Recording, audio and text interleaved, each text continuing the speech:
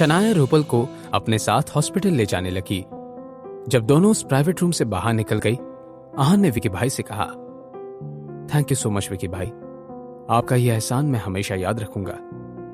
दूसरी तरफ हॉस्पिटल में रूपल की ट्रीटमेंट अच्छे से हो गई थी।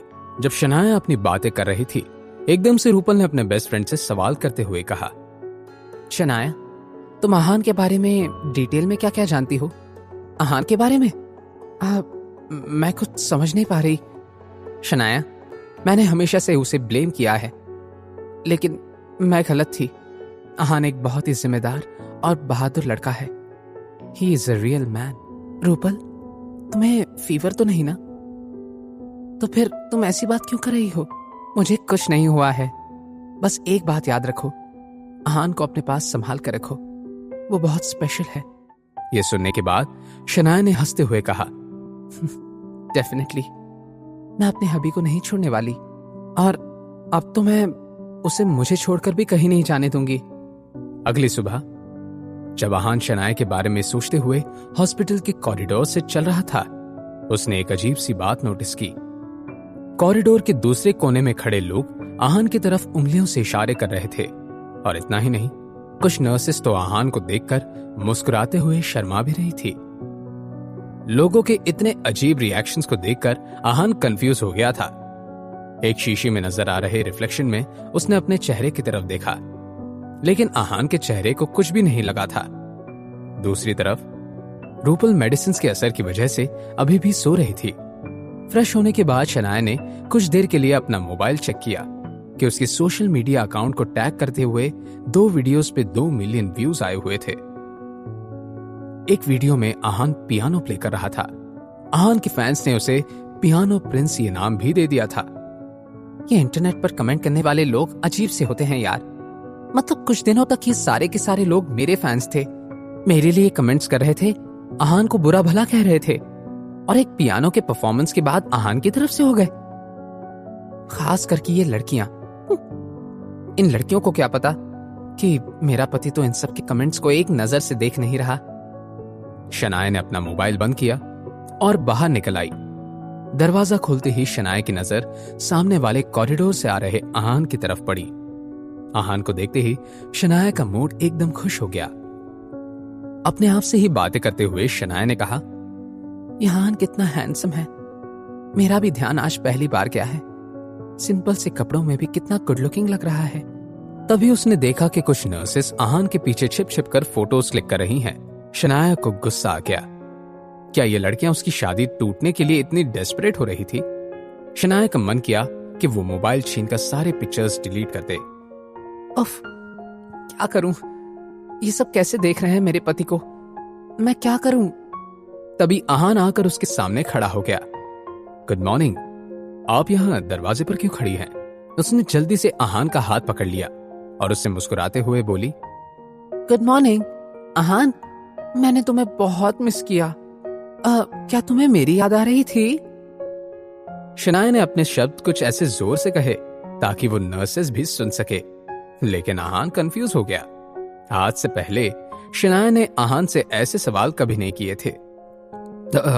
याद, आपने मुझे याद किया? बहुत ज्यादा। आहान बहुत ही ऑकवर्ड हो रहा था। शनाया ने नजरें चुराते हुए आहान की नजर उसके होठों पर जा रुकी और उसके कल रात की वो सडन किस याद आ गई।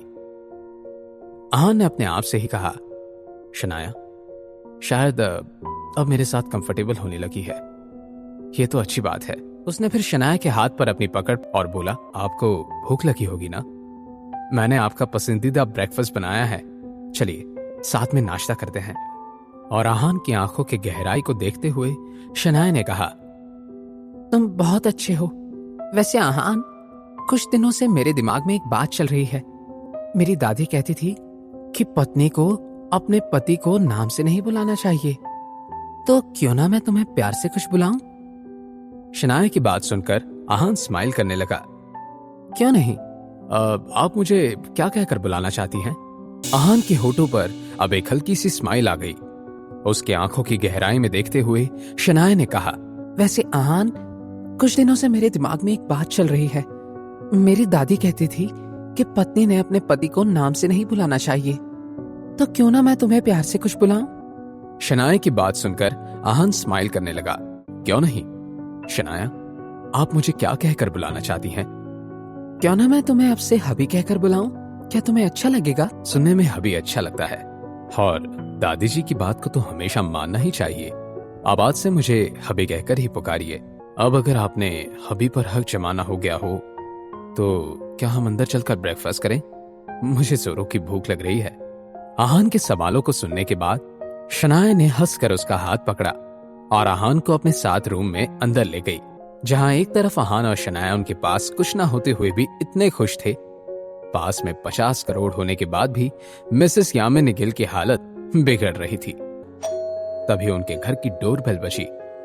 ना जाने क्यों मिसेस यामिनी गिल को लगा कि जरूर शनाया ही आई होगी, इसलिए वो जल्दबाजी में दरवाजा खोलने के लिए चली गई।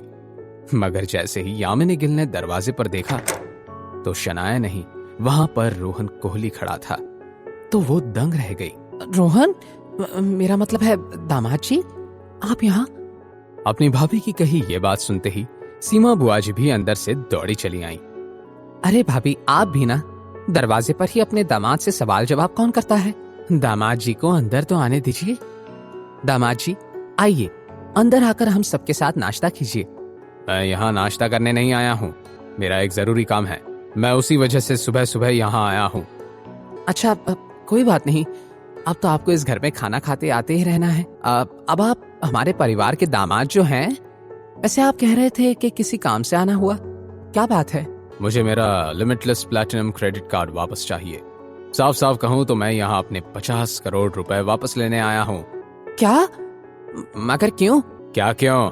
ये सवाल अपने बेटी से जाके पूछिएगा। मैं आप दोनों में से किसी को भी जवाब नहीं देने वाला हूँ। तो बेहतर होगा कि मेरा और अपना वक्त बर्बाद करने से अच्छा आप मुझे मेरे पैसे लौटा दीजिए। आप ऐसा कैसे कह सकते हैं? या फिर ये सब इस वजह से हो रहा है कि कल रात उस लाइव स्ट्रीमिंग में आपकी सच्चाई पूरी दुनिया के सामने आ गई। आप अपना नाम साफ करना चाहते हैं? लानत है, मुझे कभी नहीं लगा था कि आप इस हद तक पहुंच जाएंगे। रोहन ने अपने सर को पकड़ लिया। मिसेस यामिनी गिल और सीमा बुआ जी से कहा, देखिए मिसेस गिल, आपको मेरे बारे में जो सोचना है आप सोच सकती हैं, मुझे सबसे कोई फर्क नहीं पड़ता, बस मुझे मेरा क्रेडिट कार्ड लौटा दीजिए। रोहन की तरह ही मिसेस यामिनी गिल भी हार चुकी थी। वो चुपचाप अपने कमरे में गई और अलमारी में रखा हुआ लिमिटलेस प्लैटिनम क्रेडिट कार्ड लेकर आई। उन्होंने जरा भी वक्त गवाए बिना वो क्रेडिट कार्ड रोहन कोहली को वापस कर दिया। लेकिन अब सीमा बुआ जी कर ही क्या सकती थी। उन्होंने बस घर के बाहर जा रहे रोहन कोहली को रोककर कहा, रोहन, आहान के साथ क्या हुआ? अब रोहन कोहली क्या जवाब देगा?